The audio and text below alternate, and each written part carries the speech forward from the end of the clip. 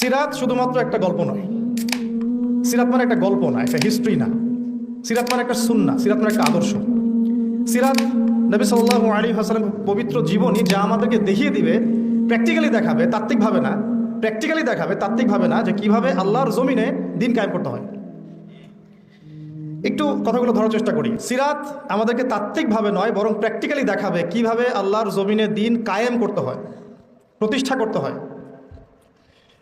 সিরাত আমাদেরকে দেখাবে কিভাবে আইয়ামে জাহিলিয়াতের মতো একটা সমাজকে পরিবর্তন করে ফেলা যায়। তার আগে আমরা একটু জানবো আইয়ামে জাহিলিয়াতে কী সমস্যা ছিল, কেন ওই যুগটাকে আমরা জাহিলিয়াত বলি। এক, ওই যুগে পুরো বিশ্বব্যাপী শিরক ছিল। আমরা মনে করি আরবের মধ্যেই শুধু শিরক ছিল, না, তখন ভারতবর্ষের মধ্যেও 300 কোটি দেবদেবীর পূজা হতো ওই সময়টাতে। 1450 বছর আগের কথা বলছি, তারও আগের কথা বলছি। পার্সিয়ান সভ্যতায় তখন তাদেরকে মাজুস বলা হতো, তারা অগ্নি পূজা করত। এই যে রোমান এম্পায়ার যারা, ওরাও ট্রিনিটিতে বিশ্বাস করতো, 3 খোদায়। আর ইহুদি যারা, ওরাও তাদের ধর্মকে বিকৃত করেছিল। ওজায়ের আলাইহিস সালামকে তারা আল্লাহর সন্তান মনে করতো, নাউযুবিল্লাহ। এক কথায় প্রত্যেকটা সেক্টরেই, কন্টিনেন্টের মধ্যেই শিরক ছিল মূল পাপ। আর আরবের মধ্যে তো তারা কাবাঘরের মধ্যেই প্রায় 360টা মূর্তি স্থাপন করেছিল। তাহলে মূল সমস্যা কি ছিল আইয়ামে জাহিলিয়াতের? সবাই একটু বলার চেষ্টা করি। এখন এই পয়েন্টটা ধরে আপনি পুরো বিশ্বটাকে আজকে মেলাবেন। বিশ্ব মেলানোর আগে আপনি আপনার এলাকাটাকে মেলাবেন, জেলাকে মেলাবেন, রাষ্ট্রকে মেলাবেন, তারপর বিশ্বে যাবেন। দেখবেন কয়েকটা মৌলিক ক্ষেত্র, শিক্ষা, সংস্কৃতি, অর্থনীতি, রাজনীতি এবং আপনার ধর্মীয় অঙ্গন, এই 5টা মৌলিক বিভাগে আপনার এলাকায়, আপনার জেলায়, আপনার রাষ্ট্রে এবং পুরো গ্লোবালি শিরকের সয়লাভ আছে কি নাই। এইটা যদি আইডেন্টিফাই আপনি করতে না পারেন, তাহলে প্রবলেম তো ধরতে পারছেন না। প্রবলেম না ধরলে সলিউশনে যাবেন কীভাবে? যখন আমরা সলিউশনের কথা আলোচনা করব, যে উপায় কী, কীভাবে কায়েম করব, তার আগে তো আমাকে ফাইন্ড আউট করতে হবে যে প্রবলেমগুলো কী কী। তাহলে আমরা কি এই বিষয়টা বুঝতে পারলাম যে ওই সময় যেমন শিরক ছিল, এটা এই বিশ্বেও তার চেয়েও বড় স্কেলে শিরকটা কিন্তু এখনও আছে। এটা আপনারা যদি একটু ঘাটাঘাটি করেন তাহলে বুঝবেন। আমার কাছে সময় বেশি নয়, আমি ডিপে যাচ্ছি না। সেকেন্ড প্রবলেমটা ছিল রিবা, সুদ ভিত্তিক অর্থ ব্যবস্থা। আইয়ামে জাহিলিয়াতের সেকেন্ড বিগেস্ট প্রবলেম ছিল সুদ ভিত্তিক অর্থ ব্যবস্থা। এখনকার বিশ্বে বলেন নাই? 3টা অপশন নাই, আছে, সঠিক উত্তরে টিক চিহ্ন দিন। নাই, আছে, অনেক বেশি আছে, কোনোটাই নয়, অনেক বেশি। আমাদের এখানে সবচেয়ে বিচক্ষণ এবং তাকওয়াবান ব্যক্তিকে যদি আপনি এখন বাংলাদেশের প্রধান উপদেষ্টা বানাই দেন, ইনি সুদের বাইরে কোনো ব্যাংকিং সিস্টেম এখন ইনস্ট্যান্ট চালু করতে পারবেন না। যতক্ষণ না ওই যে দাজ্জালীয় মোরল শক্তির গোড়ায় আপনি আঘাত না করছেন, ততক্ষণ পর্যন্ত আপনি রিবাবিহীন একটা ব্যাংকিং সিস্টেম সারা বিশ্বকে দিতে পারবেন না। অনেকে বলে আমরা নাকি কিছু কিছু ভবিষ্যৎবাণী করি। আসলে আমরা বর্তমানে কথা বলি, বর্তমান সম্পর্কে তাদের জ্ঞানের ঘাটতির কারণে এটাকে ভবিষ্যৎ বলে মনে হয় অনেকের। এই ডলার বেসড যে ব্যাংকিং সিস্টেমটা আছে, ইনশাআল্লাহু আযজা ওয়া জাল, ইনশাআল্লাহু তাআলা অচিরেই এই ডলার বেসড ব্যাংকিং সিস্টেমটা পড়ে যাবে ইনশাআল্লাহ।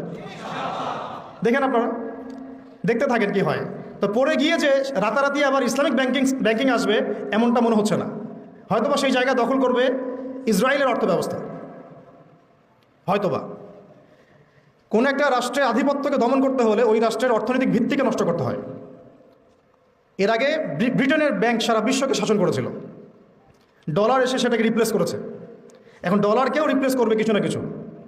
সেটা হয়তো বা কাগজের টাকা নাও হতে পারে, সেটা হতে পারে ক্রিপ্টোকারেন্সি বা ইলেকট্রনিক মানি। কয়দিন আগে আপনারা একটা কথা শুনেছিলেন না, যে আমরা ক্যাশলেস সোসাইটি চালু করতে চাই? একজন বলেছিলেন তো, গত গভর্নমেন্টের একজন, শুনেন নাই?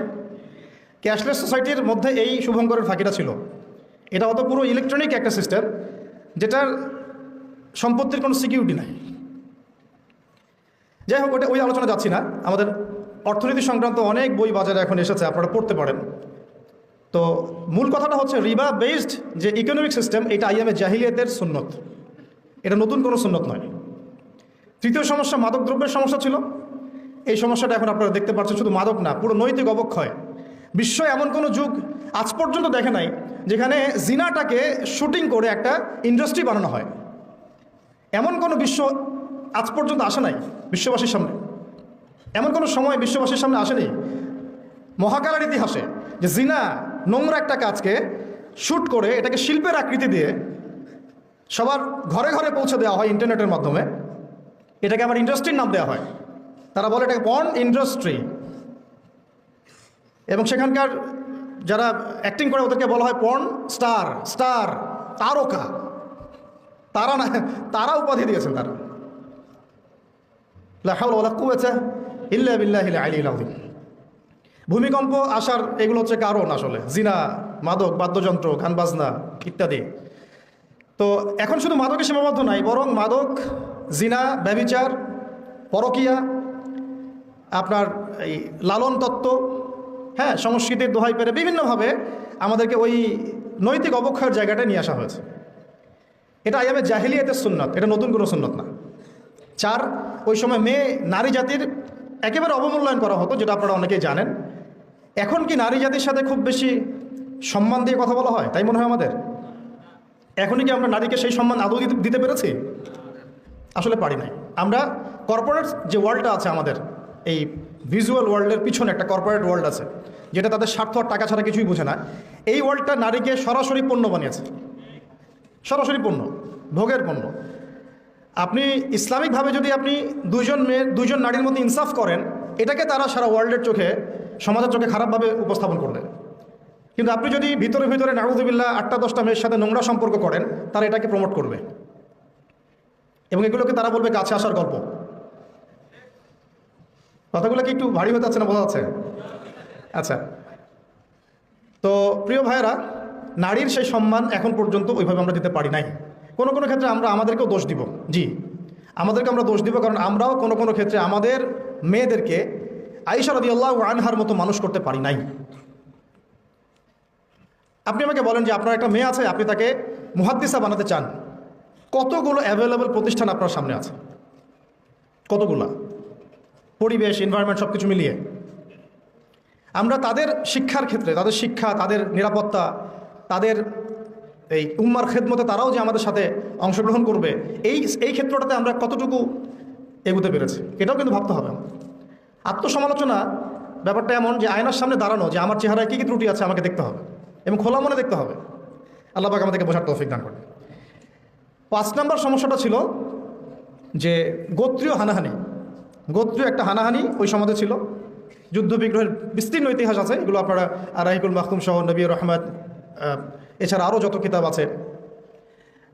এই আমাদের জাকারিয়া মাসুদ ভাইয়ের তো কিতাব লিখেছেন একটা সিরাতের উপরে, তারপরে রহমাতুল্লিল আলামিন সহ অনেক কিতাব বাজারে পাওয়া যাচ্ছে। পড়লে বুঝবেন ওই সময়টায় গোত্রীয় হানাহানি প্রকট ছিল। এখন আমাদেরকে বলেন তো যে বর্তমান ওয়ার্ল্ডে এবং বৈশ্বিক প্রেক্ষাপটে হোক আর আঞ্চলিক প্রেক্ষাপটে হোক, গোত্রীয় হানাহানি আছে কি নাই? এটা বর্তমানে রাজনৈতিক রূপ নিয়েছে আর কি। এখন আমার কাছে একটা বিষয় খুব হাস্যকর লাগে। আমি অনলাইনে দেখছিলাম কয়েকজন ভাই এই জিহাদ শব্দটাকে খুব ক্রিটিসাইজ করছেন এবং শব্দটাকে ঘুরিয়ে ফিরিয়ে পশ্চিমাদের ভাষায় এটাকে জঙ্গিবাদ, সন্ত্রাসীবাদ এইসব শব্দ ইউজ করতেছেন আর কি।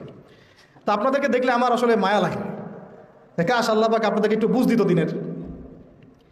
গণতান্ত্রিকভাবে যখন আপনি রাস্তায় নামেন, মিছিল করেন, মিটিং করেন, লাঠিসোঁটা নিয়ে মারামারি করেন, মুসলিম কনফ্লিক্ট করেন, মুসলিমের হাতে মুসলিম মারা যাচ্ছে, তখন আপনি গণতান্ত্রিক শব্দ এটাকে জায়েজ করে নেন। অথচ কুফফারদের সাথে যখন মুসলিম মুজাহিদরা সরাসরি ব্যাটল ফিল্ডে থাকে, ওদেরকে আপনি জঙ্গি বলেন। চিন্তার কি দৈন্যতা! গণতান্ত্রিক একটা রাষ্ট্র মনে করেন বাংলাদেশ, এখানে ধরেন একটা সরকার আছে, একটা বিরোধী দল আছে, কথার কথা এক্সাম্পল XY। তো এক্সকে ক্ষমতা থেকে সরানোর জন্য ওয়াই মাঠে নেমেছে। এক্সও মুসলিম, ওয়াইও মুসলিম, কনফ্লিক্ট হলো, মারামারি হলো, এই দলের 50 জন মারা গেল, ওই দলের 100 জন। ফর এক্সাম্পল, একটা এক্সাম্পল দিচ্ছি, এটা ডেমোক্রেটিক সিস্টেমে তাদের কাছে জায়েজ, এটা গণতন্ত্রের ভাষা। কিন্তু সারা ওয়ার্ল্ডে গ্লোবালি যখন মুসলিমরা কুফফারদের একেবারে গর্দান আঘাত করছে আল্লাহর হুকুমত কায়েম করার জন্য, ওইটাকে তারা বলছে সন্ত্রাসবাদ এবং জঙ্গিবাদ। আউযুবিল্লাহ। আল্লাহর কসম, জঙ্গিবাদ বলে কোনো শব্দ নেই ইসলামে। এই জঙ্গি জুজুর ভয় দেখানো বন্ধ করেন। জঙ্গিবাদ বলে কোনো শব্দ না কোরআনে আছে না হাদিসে আছে। এসব পশ্চিমাদের থেকে ধার করা তন্ত্রমন্ত্র বন্ধ করেন। হ্যাঁ, এটা হতে পারে যে কিছু মানুষ ইসলামকে নিয়ে বাড়াবাড়ি করতে পারে, সেটা অন্য ইস্যু। প্রত্যেকটা ধর্মেই দেখা যায় কিছু কিছু ব্যক্তি থাকতে পারে যারা ওই ধর্মকে বিতর্কিত করার ব্যাপারে কাজ করে, অথবা এরাও অথবা পেইড এজেন্ট হতে পারে, আল্লাহ ভালো জানেন। ষড়যন্ত্রের তো শেষ নাই। কিন্তু একজন মুসলিমের কোনো একটা নির্দিষ্ট অন্যায়কে আপনি যদি পুরো উম্মার ক্ষেত্রে আপনি লাগিয়ে দেন, এটা তো হলো না। আর যেটা একটা স্বতঃসিদ্ধ বিধান কোরআন এবং হাদিসের, যেটা ছাড়া দিন প্রতিষ্ঠা হবে না, শুধুমাত্র দাওয়াত দিয়ে হয় না, দাওয়াতের সাথে এটা লাগে। এটাকে যারা অস্বীকার করছেন এবং পশ্চিমা তন্ত্রমন্ত্র শব্দ ইউজ করছেন, তাদের জন্য আফসোস করা ছাড়া আমাদের কিছু করার নেই।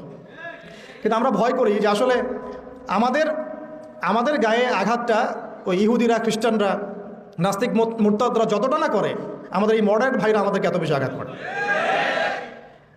আমরা আপনাদেরকে বলবো যে আপনারা সালাফদের বইগুলো একটু পড়েন। সালাফদের সাথে তো আমাদের দেখা হবে কি আমাদের মাঠে, তখন কি মুখ নিয়ে আপনারা দাঁড়াবেন এটা চিন্তা করেন। আমাদের কিন্তু সবার সাথে দেখা হবে কি আমাদের মাঠে ইনশাআল্লাহ, তাই না? দেখা তো হবে, তখন কি মুখটা নিয়ে তাদের সামনে দাঁড়াবেন এটা চিন্তা করেন। আল্লাহ পাক আমাদেরকে কথাগুলো বোঝার তৌফিক দান করেন। তো প্রিয় ভাইরা, আমি ওইদিকে আর যাচ্ছি না ডিপে। এখন মূল কথা হচ্ছে এই প্রবলেমগুলো নিমজ্জিত সমাজটাকে আমরা জাহিলিয়াত বলি, ঠিক আছে? তো আমাকে এখন বলেন যে এই জাহিলিয়াতের এই সমাজটা 23 বছরের ব্যবধানে দূর হয়েছে কি হয় না, আলোকিত হয়েছে কি হয় নাই? পুরোপুরি জাহিলিয়াতগুলোকে সরিয়ে একটা নতুন আলোকিত সমাজ নবী সাল্লাল্লাহু আলাইহি ওয়াসাল্লাম প্রতিষ্ঠা করেছেন না করেন নাই? এটা কি তাত্ত্বিক ছিল না প্র্যাকটিক্যাল ছিল? এখন আমাদের সামনে তাহলে প্রশ্ন আসলো কিভাবে? এই তো কিভাবে করলেন? প্রথমত একজন নবী দরকার ছিল, আল্লাহ পাক মনোনীত একজন বান্দা দরকার ছিল। এখন কি সেই নবী আছেন? নবীর জায়গায় তাহলে কারা কাজ করবেন? নবীদের উত্তরসূরি কারা? ওলামায়ে কেরাম, মাশাআল্লাহ। এখন ওলামায়ে কেরামদের মধ্যে যারা কাজ করছেন এইসব বিষয় নিয়ে, তাদের সাথে আপনাদের সবার সম্পর্ক আছে কিনা এটা খেয়াল রাখবেন। ওলামায়ে কেরামদের সাথে আপনাদের সম্পর্ক আছে কিনা, তাদের পর্যন্ত আপনারা রিচ করেন কিনা। নবী নাই, কোনো নবী আসবেন না, তাহলে এই পুরো দায়িত্বটা কাদের উপর বর্তায়? উম্মার উপরে, স্পেশালি ওলামায়ে কেরামদের উপরে। এই তো কথা। এখন আমরা যদি ওলামায়ে কেরাম হতে পারি তো আলহামদুলিল্লাহ, তখন আপনি সেই দায়িত্ব নেবেন, আপনি সেই দায়িত্বের একটা অংশ বহন করবেন। যদি আপনি ওলামায়ে কেরাম হতে না পারেন, অ্যাটলিস্ট আপনি তালেবে ইলম তো হবেন। বিশ্বাস করেন, আমি যদি এখন একজন করে আমরা কোরআন তেলাওয়াতটুকু ধরা শুরু করি, আমি আমার অভিজ্ঞতার আলোকে বলছি যে বেশিরভাগ উপস্থিত যারা আছেন তারা কোরআন তেলাওয়াত বিশুদ্ধ করে করতে পারবে না। তালেবে ইলমের শুধু একটা প্রাথমিক লেভেল বললাম, মক্তবের লেভেল, যে how to recite the glorious Quran মানে অথেন্টিকলি, এতটুকুই তারা পারবে না। কিন্তু সেদিন কায়েমের স্বপ্ন দেখছে, দিন নিয়ে কাজ করার ফিকির করছে। কোনো ক্ষেত্রে সে দায়ীও হয়ে আছে, কিন্তু তার বেস ঠিক নাই। তাহলে প্রিয় ভাই, ফ্যান্টাসি না। প্রথমে হচ্ছে আমাদের ওলামায়ে কেরামদের সাথে সম্পর্ক এবং তালেবে ইলম হয়ে যাওয়া। সবাই আজকে থেকে নিয়াত করি, সবাই তালেবে ইলম হয়ে যাবো ইনশাআল্লাহ। তালেবে ইলম মানে কি? জ্ঞানের ছাত্র। আজকে বাইতুল মুকাররমে যিনি খুতবা দিচ্ছেন, আমাদের শ্রদ্ধেয় ওস্তাদ, তিনিও নিজেকে বলেন যে আমি একজন জ্ঞানের ছাত্র। বই হারিয়ে গেলে, কোন একটা বই হারিয়ে গেলে 2 রাকাত নামাজ পড়ে কান্নাকাটি করে আল্লাহ পাকের কাছে বলেন যে আল্লাহ আমার বইটা হারাই গেছে, বাচ্চাদের মতো কান্নাকাটি করেন। তালেবে ইলম। তো আমরা কি সেই তালেবে ইলম হতে পারছি? ভাই, আমি আঘাত করবো একটু আপনাদেরকে। আমরা কোরআন তেলাওয়াত করতে শিখছি না, অ্যারাবিক গ্রামার শিখছি না। অ্যারাবিক ভাষা না জানলে কোরআন শেখা যাবে না, বোঝা যায় না, একদমই যাবে না। আমরা হাদিস পড়া শিখছি না, আমরা উসুল শিখছি না, আকীদা শিখছি না, ফিকহের বই পড়ছি না। সবচেয়ে বড় কথা, ওলামায়ে কেরামদের আধ্যাত্মিক সোহবতে আমরা যাচ্ছি না। একটা বিচ্ছিন্ন জনগোষ্ঠী হয়ে কিন্তু দিন কায়েম করা যাবে না, ঠিক আছে? আমাদের কাছে মাঝে মাঝে একটু মানে ইসলামের বাইরে একটু স্মার্ট গন্ধটা বেশি ভালো লাগে আর কি। মনে হয় যে তারা একটু ব্যাকডেটেড, আমরা একটু স্মার্ট। জি না, বরং আমরাই ব্যাকডেটেড, তারাই স্মার্ট। যার কাছে কোরআন এবং সুন্নাহর গভীর জ্ঞান আছে না, তারাই স্মার্ট, আমরা কিন্তু ব্যাকডেটেড। তারা দস্তরখানায় খাবার খাওয়াকে চরম রকম গুরুত্ব দেন, আমার কাছে হয়তো এটা তেমন কোনো বিষয় না। তারা টুপি মাথায় দেওয়াটাকে অনেক গুরুত্ব দেন, আমার কাছে মনে হচ্ছে না দিলেও চলে। এই যে আস্তে আস্তে লিবারেল হতে থাকা, এক পর্যায়ে দেখা যায় মুসুল থেকে সরে গেছে। আমার কাছে মনে হয় যে দাড়ি না রাখলেও কোনো সমস্যা নেই, কিন্তু তারা দাড়ি না রাখলে তার চেহারা দিকে তাকাচ্ছেন না। তাদের দার্সে বসে আমরা কোনো বেয়াদবিমূলক একটা আচরণও করতে পারি না, কিন্তু দেখা যায় ওয়াজ মাহফিল বিভিন্ন জায়গায় মানে একটা আলোচনার কোনো পরিবেশই থাকে না। তো আদব, আখলাক, তাজকিয়া, এই 3টা জিনিস, আদব, আখলাক, তাজকিয়া, এই 3টা জিনিস ইলমের সাথে সম্পৃক্ত। এবং এই 3টা জিনিস অর্জন হবে বরেণ্য আধ্যাত্মিকতা সম্পন্ন ওলামায়ে কেরামদের আধ্যাত্মিক সোহবতে। আল্লাহ পাক আমাদেরকে বোঝার তৌফিক দান করুন। নবী সাল্লাল্লাহু আলাইহি ওয়াসাল্লাম নবী হওয়ার পরে এইভাবে দাওয়াতের কাজ শুরু করলেন ওহির আলোকে। কিসের আলোকে? ওহিটা কি? কোরআন এবং সুন্নাহ, যেটা আল্লাহ পাকের পক্ষ থেকে নাজিল হয়েছে। এখন আমি দিন প্রতিষ্ঠা করতে চাচ্ছি নবীর সুন্নতে, নবীর তরিকায়, তাহলে আমাদেরকে ওহির সাথে সম্পর্ক থাকতে হবে না? কোরআন এবং সুন্নাহর সাথে আমাদের সম্পর্ক না হলে এই আলোচনাগুলো বৃথা।